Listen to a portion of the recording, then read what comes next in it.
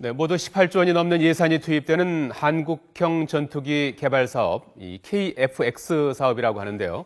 정부 차원의 조사가 시작됐습니다.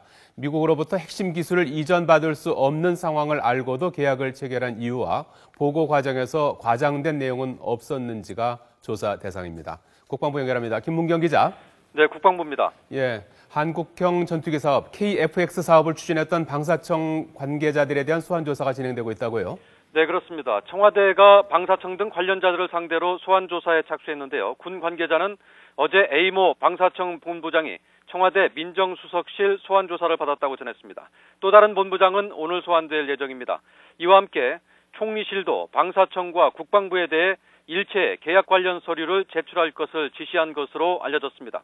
정부는 한국형 전투기 사업 관련자 등을 상대로 미국으로부터 핵심 기술을 이전받기 어려운 상황을 알고도 계약을 체결한 이유는 무엇인지, 또 계약 내용에 대한 정부 보고 내용이 과장되지는 않았는지 등을 집중 조사하고 있습니다.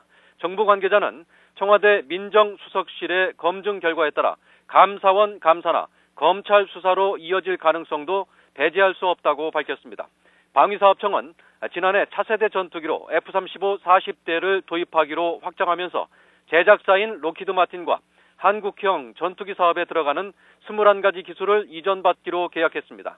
여기에 더해 한국형 전투기 사업의 가장 중요한 기술인 A사 레이더와 적외선 탐색 추적 장비, 전자광학 표적 추적 장비 등 핵심 4가지 기술도 이전받는 것을 추진하기로 옵션 조항을 체결했는데요.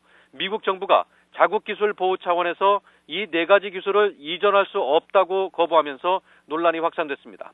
방위사업청은 이와 관련해 별도의 예산을 들여 A사 레이더 등에 대한 자체 기술 개발에 나섰지만 기술을 개발하더라도 미국 기술과의 호환성에 제약이 따른다고 밝혔습니다.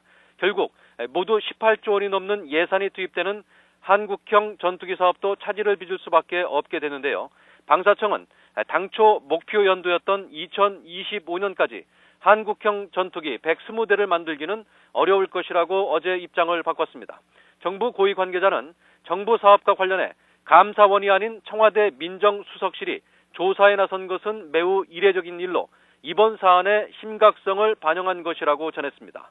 지금까지 국방부에서 YTN 김문경입니다.